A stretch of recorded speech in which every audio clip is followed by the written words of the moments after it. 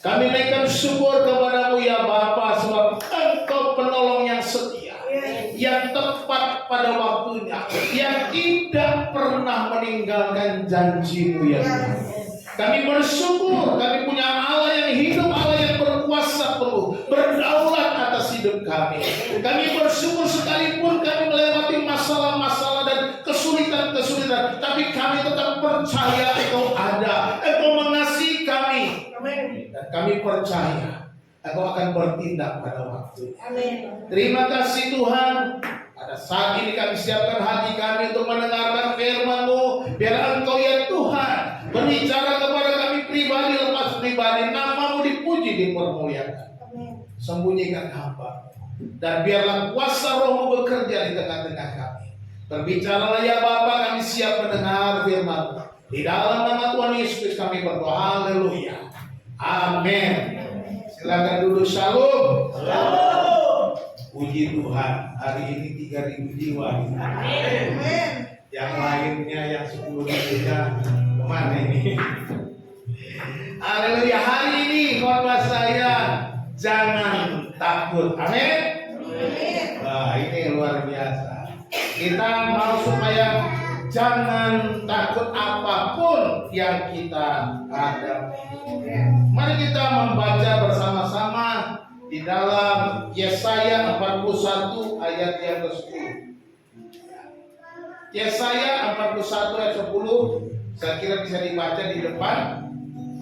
Mari kita membaca secara bersama-sama ayat 10 ini serentak bersama. 1, 2, 3.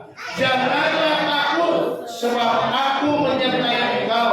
Janganlah bimbang, sebab aku ini Allahmu. Aku akan meneguhkan, bahkan akan menolong engkau. Aku akan memegang engkau dengan tangan kananku yang membawa kemenangan. Haleluya, beri kemuliaan buat Tuhan. Yesus Tuhan kita yang setia di dalam firman Tuhan berkata, aku akan memegang engkau dengan tangan kananku yang membawa kemenangan. Saudara-saudara dikasih Tuhan, apa sih yang kita takutkan di dalam hidup kita? Ya, mungkin kita takut kekurangan uang. Ya. Banyak orang takut kekurangan uang sehingga dia pergi cari uang setiap hari. Bahkan hari Minggu pun cari uang, lupa ke gereja, lupa sama Tuhan karena takut kekurangan uang. Usahanya selalu buka 7 hari seminggu sehingga dia berusaha dan lupa untuk ada yang lebih penting, lebih baik daripada uang. Ini manusiawi. Ini keadaan manusia zaman sekarang. Saya percaya yang ada di sini tidak takut kekurangan uang karena datang dari Tuhan. Amin. Haleluya. Ya. Tapi yang nggak datang juga mungkin lain. Ada yang sakit, ya. Ada yang macam-macam, ada yang pergi kegiatan yang lain. Tapi kita harus ingat. Yang kedua, ada yang takut kehilangan kesehatannya. Ya tentunya semua juga takut. Bagaimana kalau saya sakit? Bagaimana kalau suami saya sakit, istri saya sakit, anak saya? Kita ketakutan dengan kehilangan kesehatan kita. Maka orang bilang kesehatan lebih berharga daripada banyak uang. Walaupun kita punya harta melimpah, kalau kita sakit-sakitan, harta kita nggak ada artinya katanya. Halus juga. Nggak bisa dinikmati. Ya, kesehatan itu sangat berharga. Tentunya kita juga takut kehilangan kesehatan kita. Ada juga yang orang tua yang takut kehilangan anak-anaknya tidak dapat jodoh. Ya, mungkin orang tua mungkin pikir, waduh, kapan anakku dapat jodoh? Oh, kapan anakku ini akan menikah? Ketemu di mana? Kapan nikah? Kapan nikah? Itu biasa pertanyaan yang sering kali untuk anak-anak yang sudah berumur menikah. Kadang-kadang anak-anak mulai sebel, wah bolak-balik tanyain, kapan nikah, kapan nikah, kapan nikah. Nah, tapi kita mau supaya kita tidak perlu takut. Firman Tuhan katakan hari ini jangan takut. Iya, jangan takut. Firman Tuhan bilang, jangan takut. Kenapa? Coba kita lihat bangsa Israel. Luar biasa ya. Bangsa pilihan Allah. Ini bangsa pilihan Allah. Ya. Allah pilih khusus bangsa Israel menjadi seperti sebagai biji matanya. Luar biasa. Tapi bangsa Israel ini keras kepala. Ya. Bangsa Israel pilihan Allah tapi keras kepala. Kemarin renungannya di hari Jumat, bangsa Israel disebut bangsa yang tegar tengkuk. Tuhan sendiri bilang, aku akan berjalan di tengah-tengah kamu sebab engkau bangsa yang tegar tengkuk. Sebab kalau aku berjalan di tengah-tengah kamu, kamu pasti mati, kata Tuhan. Tuhan sampai nggak mau di tengah-tengah mereka, kalau takut dan bangsa itu saking bandenya, Tuhan mau matiin aja. Tuh, tegar tengkuk. Bangsa pilihan Allah, tegar tengkuk, keras kepala. Akhirnya kalau lihat konteks kitab Yesaya, mereka mendapat hukuman. Ya, mereka mendapatkan hukuman, mereka dibuang. Kerajaan utara lebih dulu dibuang, dijajah. Lalu kerajaan selatan juga ikut dibuang, dijajah. Akhirnya mereka tidak tinggal di negeri mereka. Mereka mendapatkan hukuman. Tetapi ketika mereka dihukum, apakah mereka ditinggalkan Tuhan? Apakah mereka dibiarkan Tuhan? Apakah mereka tidak dipedulikan Tuhan? Apakah Tuhan tidak memperhatikan umatnya yang disebut pilihan Allah itu? Ya, Tuhan sendiri sudah menghukum mereka. Justru dalam ayat yang kita baca, mereka mendapatkan penghiburan di masa-masa yang sulit. Bangsa Israel mendapatkan penghiburan, mendapatkan kekuatan bahwa mereka akan mengalami, tapi mereka akan juga dipulihkan. Mereka akan mengalami kemenangan. Dan Tuhan berkata, janganlah takut. Ini perintah. Tuhan berbicara kepada mereka supaya mereka jangan takut. Bangsa Israel yang sudah dipilih Allah ini dikatakan di dalam Yesaya 41, janganlah takut sebab aku menyertai engkau. Sekalipun mereka di dalam pembuangan, sekalipun mereka di dalam kesulitan, Tuhan berkata, aku menyertai engkau. Janganlah bimbang, aku ini Allahmu. Tuhan tidak pernah meninggalkan dan berkata, oh kamu sudah bandel, aku gak mau, aku tinggalkan saja. Aku Allahmu. Tuhan berkata, aku tetap Allahmu. Aku akan meneguhkan engkau, bahkan akan menolong engkau, akan memegang engkau dengan tangan kananku yang membawa kemenangan, kata Tuhan. Luar biasa. Bangsa Israel itu yang dipilih Tuhan. Saudara kita, umatnya, gerejanya, orang-orang pilihannya yang dipilih berdasarkan apa? Anugerah, kasih karunia Tuhan, kemurahan Tuhan. Ingat baik-baik, saudara dipilih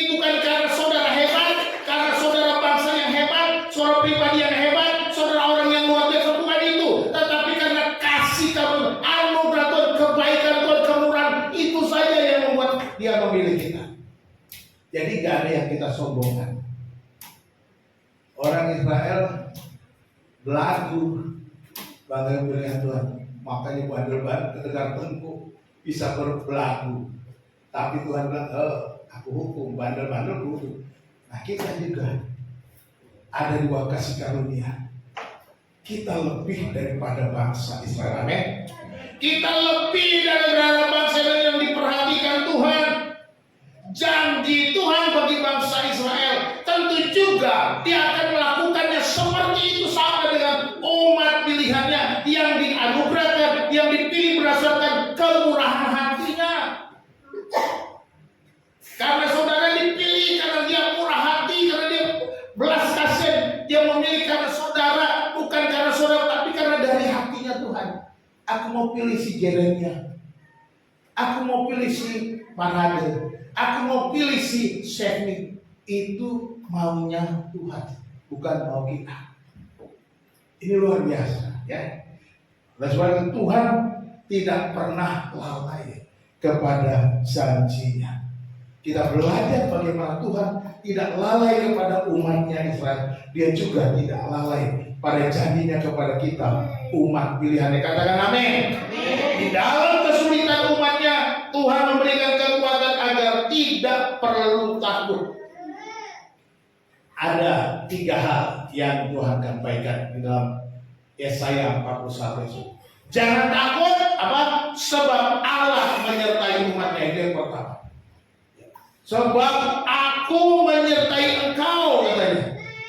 Ya, di dalam next dibuka. Ya.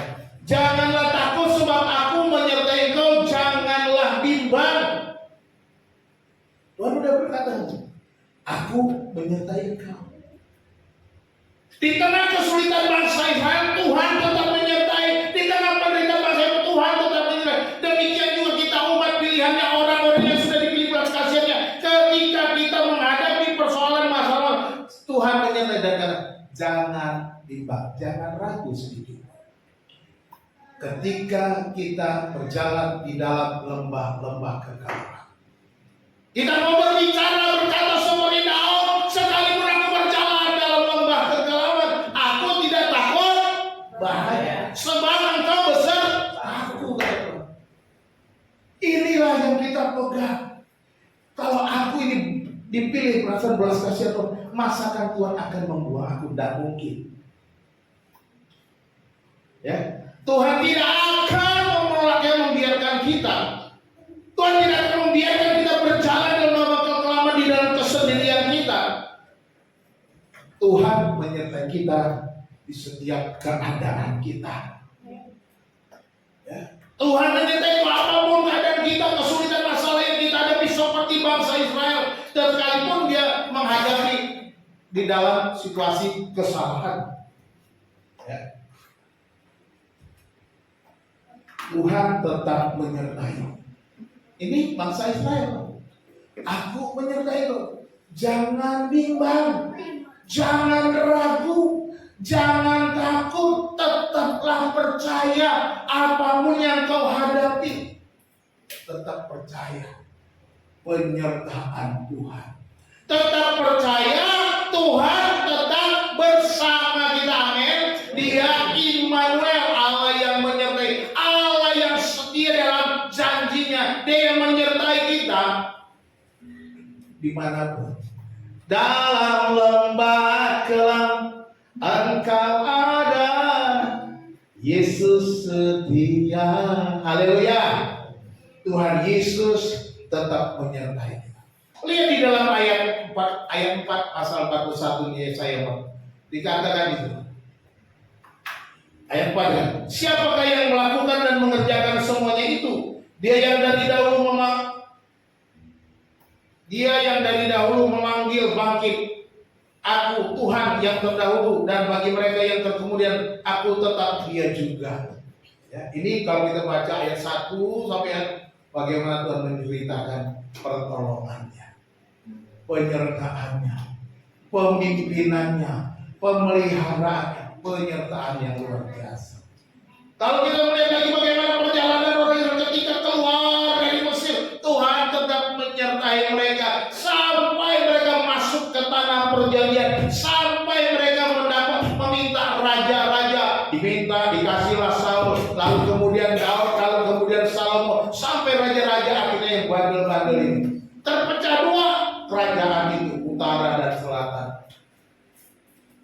dan akhirnya dalam kesalahan mereka Tuhan ingatkan, siapa yang melakukannya, siapa yang menolong kamu, siapa yang bekerja luar biasa yang membagikan bangsa ini, aku, kata Tuhan. Tuhan mau menegaskan, aku ada di setiap langkahmu, aku ada di setiap rasa yang kau rasakan, rasa sakit penderitaan, di mana engkau ada, aku ada di situ menyertai engkau. Luar biasa. Allah kita, Allah yang menyertai kita. Amin. Dia memberikan kita Yesus. Ketika Yesus datang ke dunia, dikatakan oleh malaikat kepada Yesus, dia akan menamainya Immanuel. Sudah dinubuatkan dalam Yesaya pasal 7 ayat 14, dia Immanuel. Immanuel itu Allah yang menyertai kita. Nabi Yesaya sudah bernubuat lebih dahulu. Dan kemudian lahir di dalam melalui rahim Maria, Yesus itu Immanuel, yang berarti Allah yang menyertai kita. Allah yang menyertai dalam Immanuel itu artinya Allah yang tinggal. Imanen itu artinya kalau dalam bahasa Inggris, imanen, Allah yang tinggal di dalam kita, bukan Allah yang menyertai kita di samping kita. Ya kadang-kadang mengekos kanan, kalau kita jalan berdua dengan teman, ada yang meninggalkan kita, ada yang pergi belok kiri belok kanan, tetapi Tuhan, dia berkemah di dalam kita. Amin. Makanya dikatakan kita adalah baitnya yang kudus. Kita adalah bait Allah yang kudus. Dia tinggal dalam kita, dia berdiam di dalam kita. Itulah Immanuel. Hello. Kalau dia Immanuel, bagaimana hidup kita? Apakah kita di belakang sana sembunyi-sembunyi dari istri, sembunyi-sembunyi dari suami, mau main belakang, mau main binti, bertobat? Apakah sembunyi-sembunyi dari orang tua, tipu orang tua, bohong sama orang tua, tidak dilihat oleh orang tua, kita bikin dosa, bertobat?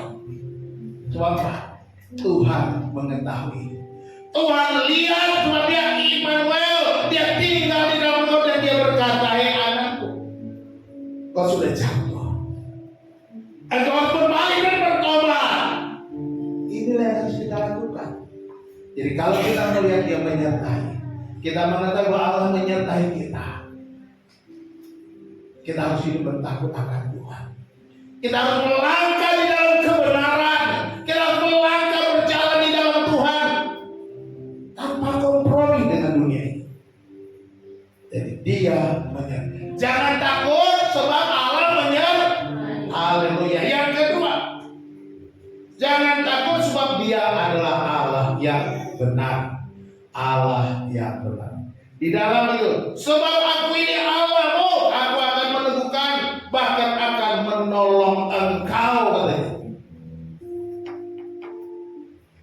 Tuhan mengingatkan kembali kepada bangsa itu, jangan takut. Engkau memang mengalami kesulitan. Jangan takut, engkau mengalami penganiayaan. Jangan takut, engkau mengalami penderitaan. Jangan takut, engkau mengalami kesulitan. Sebab aku ini Allah. Apa maksudnya ketika dia berkata aku? Kalau kita mendengar kata ini, kita mau mengaku bahwa tidak ada Allah lain yang lebih daripada dia. Dia Allah yang benar, Allah yang setia, Allah yang adil. Sekalipun engkau mengalami kesulitan aniaya dari bangsa-bangsa asing, aku juga akan menghukum bangsa-bangsa itu. Tapi engkau ada milikku, ya. Aku ini Allahmu. Artinya, jangan pernah tinggalkan Allah. Jangan pernah, sebab Allah kita tidak meninggalkan kita. Dia berkata, aku ini Allahmu. Kalau kita punya Allah yang hidup, yang berkuasa, dia ingatkan kita, maka kita harus tetap tenang. Beda dengan orang-orang yang punya Allah-Allah asing itu, Allah-Allah yang tidak punya apa-apa. Kalau melihat bangsa Israel dan bangsa-bangsa sekitarnya, Allah-Allah mereka punya telinga tapi nggak bisa mendengar, punya mata nggak bisa melihat, punya tangan nggak bisa memegang, punya kaki nggak bisa berjalan, sebab patung-patung, ya kan? Tuhan berkata, Aku ini Allahmu, Allah yang bekerja, Allah yang hidup, Allah yang berdaulat, Allah yang melakukan, Allah yang bergerak, Allah yang tidak pernah berdiam diri. Aku ini Allah, bukan seperti Allah asing itu. Ini yang kita ingat. Karena dia Allah yang berbeda. Dia pencipta langit dan bumi, yang menjadikan alam semesta, yang menjadikan kita semua saudara dan saya, yang memilih kita, dia hidup. Bukan Allah ecek-ecek, bukan Allah palsu. Ya. Maka dikatakan, aku ini Allah.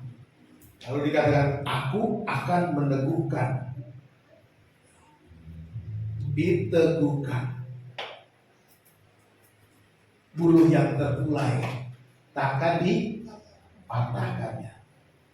Sumur yang pudar takkan dipadamkannya. Itulah Tuhan kita. Allah kita kata, aku akan meneguhkan engkau. Artinya mereka akan dikuatkan. Mereka akan kuat dalam menghadapi persoalan, menghadapi tantangan, menghadapi kesulitan. Dia akan diteguhkan, dikuatkan. Kita harus percaya. Allah kita sanggup meneguhkan kita. Amin. Allah akan bahkan akan menolong engkau. Haleluya. Dia Allah yang meneguhkan, menguatkan kita dan menolong kita tepat pada waktunya. Haleluya. Dia Allah yang setia, yang benar, yang meneguhkan dan menolong kita. Tak pernah ditinggalkannya. Tak pernah dia akan meneguhkan. 1 Korintus 10:13 ya. Pencobaan-pencobaan yang kamu alami ialah pencobaan-pencobaan biasa yang tidak melebihi kekuatan manusia. Apabila kamu dicoba, ia akan memberikan jalan keluar sehingga kamu dapat menanggung. Kita supaya kita bisa dapat menanggung, kita akan diteguhkan. Mungkin kita merasa pencobaan itu terlalu berat Tuhan. Ingat, kita akan diteguhkan. Seberat apapun beban yang engkau pikul, dia sanggup meneguhkan engkau. Dan ketika kita lemah, dia kata, aku akan menolong. Haleluya. Dia meneguhkan ketika kita sudah tanggung, dia yang menolong. Dia akan mengerjakannya untuk kita. Katakan amin. Itu yang dilakukan. Allah menolong kita.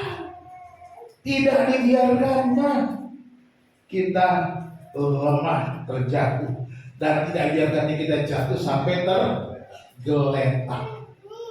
Tangannya menopang kita.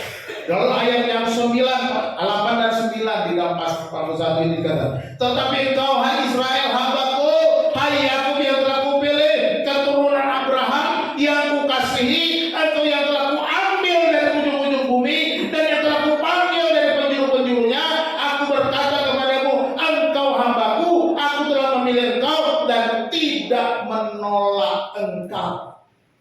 Inilah ceritanya Tuhan, luar biasa kepada bangsa ini. Dia sudah pilih, dia ambil dulu, dia tidak menolak. Ini juga berlaku bagi kita umatnya yang percaya, yang diselamatkan oleh kasih karunia-Nya.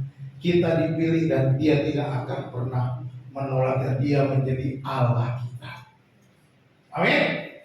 Kalau dia menjadi Allah kita, dia akan menguatkan dan menolong tepat pada orang. Jangan takut, sebab Tuhan menyertai. Jangan takut, sebab Dia Allah yang adil dan benar setia. Kita punya Allah yang hidup.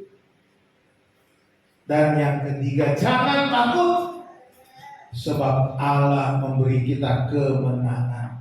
Dia membawa kepada kemenangan, dan janjinya di dalam ayat ini dikatakan, aku akan memegang engkau dengan tangan kananku yang membawa kemenangan.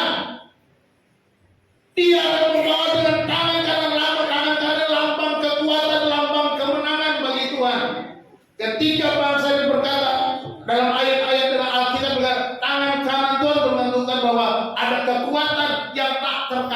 kemenangan yang dari Tuhan itu, aku akan pegang kau. Tuhan Yesus juga berkata di dalam Injil Yohanes, ya, tak seorang pun dapat merebut mereka dari tangan Bapakku. Nggak ada yang bisa merebut kita dari tangan Bapa. Kita ada dalam tangan Bapa.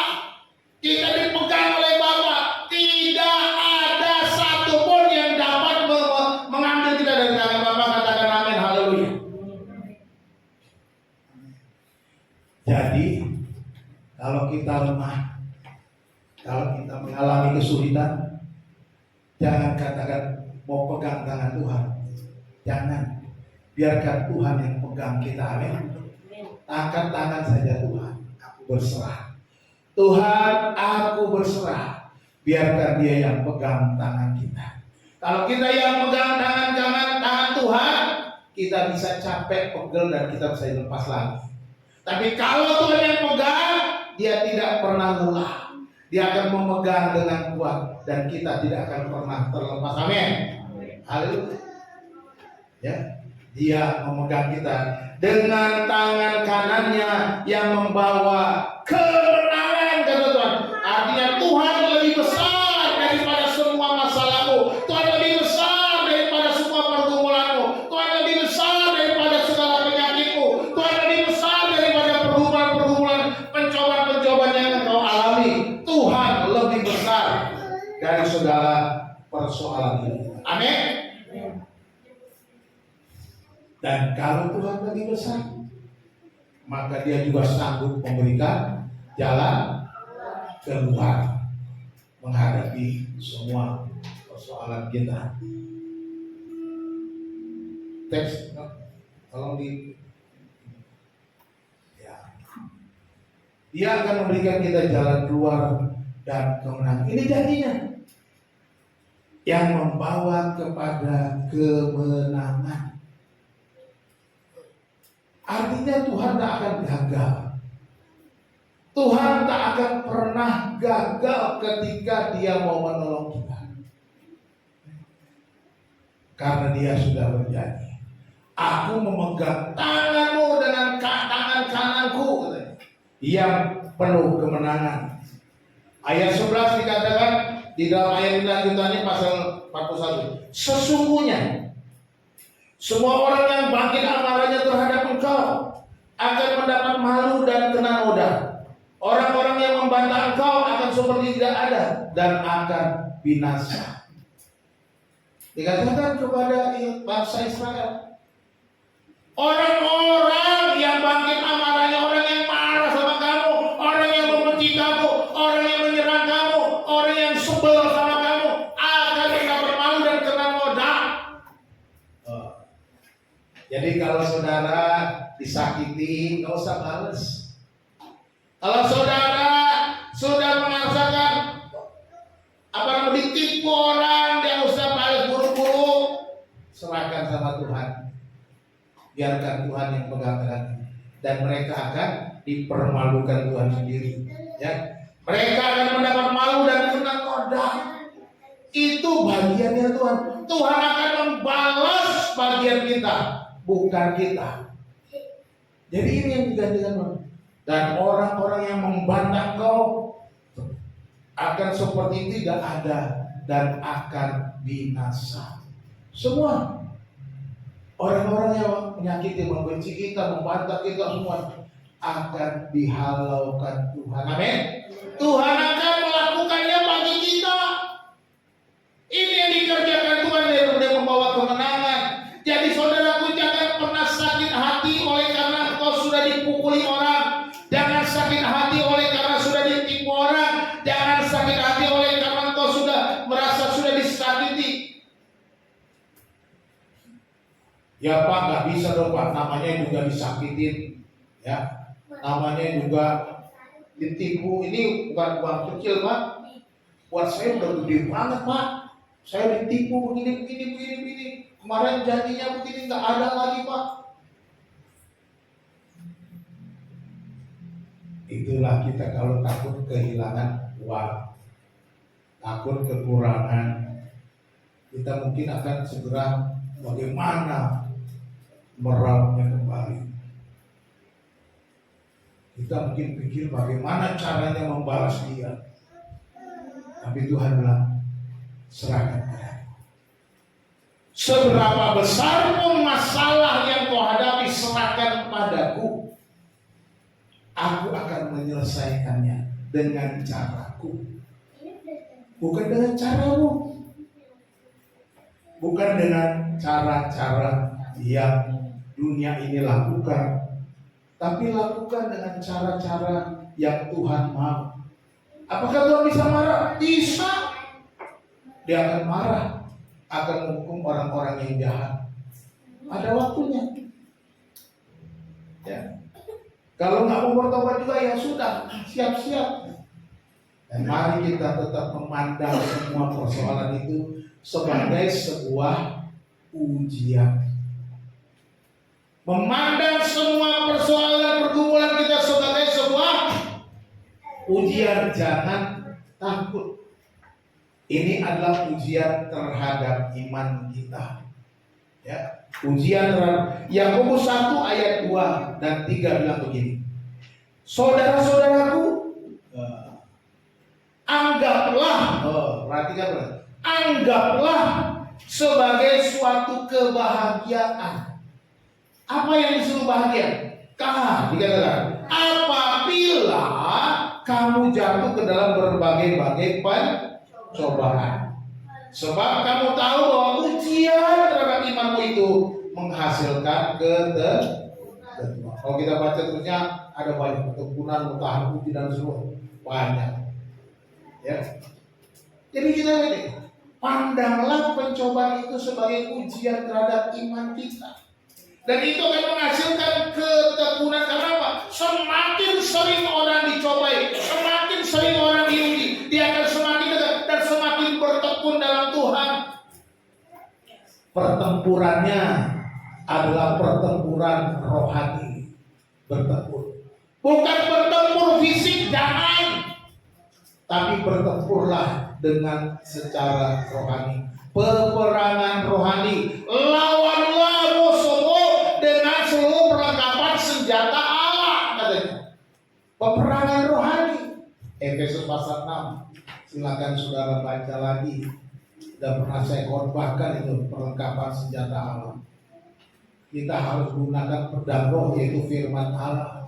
Jadi kita ini harus menghadapinya dengan peperangan iman. Semakin tekun, makin ditempur, makin tekun, makin digempur, makin tekun. Itu baru anak Tuhan. Itu baru orang yang beriman. Ya, jangan takut menghadapi pencobaan. 1 Petrus 1 ayat 6 dan 7. 1 Petrus pasal 1 ayat 6 dan 7 berkata, bergembiralah. Tadi kalau berbahagialah. Anggap sebagai kebahagiaan kalau menghadapi pencobaan, karena itu ujian iman. Sekarang dikatakan bergembiralah akan hal itu. Sekalipun sekarang ini kamu seketika harus berduka cita oleh berbagai-bagai pencobaan. Petrus mengingatkan gereja-gereja di Pontus, Galatia, Kapadokia, ada 5 gereja. Ya, diingatkan. Bergembiralah karena itu sekalipun sekarang ini kamu seketika harus berduka cita dan oleh berbagai pencobaan. Maksud semuanya itu ialah untuk membuktikan apa? Kemurnian imanmu yang jauh lebih tinggi nilainya daripada emas yang fana yang diuji kemurniannya dengan api, sehingga kamu memperoleh puji-pujian dan kemuliaan dan kehormatan pada hari Yesus Kristus menyatakan dirinya. Haleluya. Pada waktu Yesus datang menyatakan dirinya, dikatakan kita akan mendapatkan puji-pujian, kemuliaan, kehormatan. Karena kita menjadi orang yang tahan uji. Ini memurnikan iman. Jadi ketika kita menghadapi berbagai macam persoalan, pergumulan, pencobaan, dikatakan ini memurnikan imanmu. Apakah imanmu hanya iman ece-ece, pura-pura beriman, atau iman beneran? Kita akan ditantang dengan persoalan dunia ini. Kita akan ditantang dengan menghadapi pencobaan di dunia ini. Dan ketika kita dimurnikan, kita akan mendapat upahnya. Dikatakan seperti emas yang dimurnikan dengan api. Kalau emasnya bisa ngomong, dia berlalu panas banget di api. Tapi emas itu semakin murni. Demikian juga kita ketika kita menghadapi, oh sakit sekali. Tapi kalau kita terus bertahan, kita terus berserah, kita terus mengandalkan Tuhan, maka semakin murni iman. Semakin pada waktu Yesus menyatakan diri, kita akan mendapat puji-pujian, kemuliaan, dan kehormatan. Ini yang kita dijanjikan oleh Tuhan. Jadi mari Bapak Ibu Saudara dikasih Tuhan, jangan takut. Amin. Jangan takut hadapi pencobaan. Next slide. Jangan takut.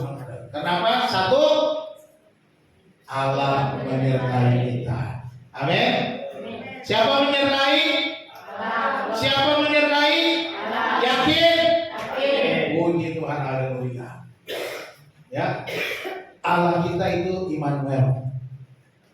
Maka kita tetap percaya penyertaannya dalam segala situasi. Apapun keadaan tetap percaya. Amin. Yang kedua, jangan takut hadapi pencobaan sebab kita punya Allah yang benar. Ya, Allah kita setia dan benar. Benar itu adil, setia, ya. Tetap percaya pemeliharaannya meskipun kita telah jatuh.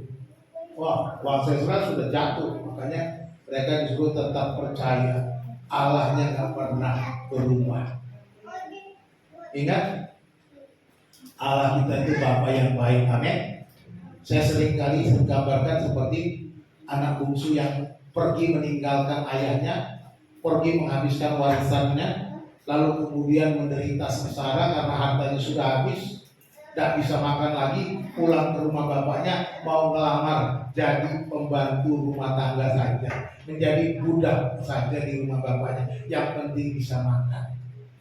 Tapi ketika dia pulang, bapaknya melihat dari jauh, lalu mengejar, menghampirinya, memeluknya, menciumnya, dan berkata kepada hamba-hambanya, ambilkan jubah yang baru, kasut yang baru, suruh dia mandi ganti, kenakan cincin pada tangannya. Pada yang lain, tolong sembelih lembu tambunan, lembu tambun, bukan lembu tambunan, ya, lembu tambun. Kita akan berpesta sebab anakku yang hilang sudah kembali, anakku yang mati hidup kembali. Itu yang dilakukan.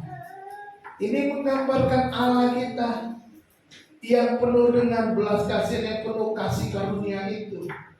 Dia tetap memelihara kita, dan dia, ketika kita berbalik dan bertobat, dia tidak pernah menolak kita. Amin. Yang ketiga, jangan takut hadapi pencobaan, sebab Tuhan memberikan kita kemenangan. Haleluya. Allah kita Allah yang maha kuasa, maha besar. Oleh sebab itu tetaplah percaya kemahakuasaannya yang dapat memberikan kemenangan demi kemenangan. Apapun, sebesar dan seberat apapun persoalan, dia sanggup untuk memberikan kita kemenangan. Amin. Dia sanggup. Tuhan tidak pernah meninggalkan kita. Ini yang dia nyanyikan. Tadi kita sudah nyanyikan. Sekalipun Sadrak, Mesak, dan Abednego harus dibakar hidup-hidup, mereka tetap percaya kepada Tuhan.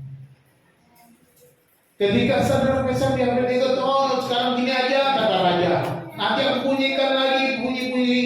Lalu ketika kau mendengar sekeras menyembah kepada patung yang kuat, maaf ya Tuanku Raja. Sekalipun Allah kami tidak menolong kami, kami sekali-kali tidak menyembah kepada patung yang Tuhanku buat. Tidak akan, katanya. Akhirnya mereka pun masuk ke dalam perapian yang menyala-nyala. Tetapi ketika mereka masuk ke dalam perapian yang menyala-nyala itu, raja lihat, loh, tadi yang masuk ada 3 orang, kenapa ada 4 orang jalan-jalan di dalam api? Mereka nyanyi-nyanyi. Oh Tuhan, pencipta langit bumi dengan kuat tangannya lah. Kira-kira begitulah kalau dia orang Indonesia. Tapi mungkin nyanyinya begitu. Mereka bersuka cita karena ada yang mendampinginya. Tuhan tetap menolong. Amin. Tapi mereka sudah berkata, melangkah. Sekalipun Allah kami tidak menyelamatkan kami, kami tetap tidak menyembah patung itu. Bukan karena ketakutan apa patung atau jabatan yang mereka cari, tapi mereka tetap percaya kepada Tuhan. Tuhan tidak pernah meninggal dan Allah menyertai. Yang kedua, sekalipun Daniel masuk ke dalam gua singa, dia tetap percaya kepada Tuhan.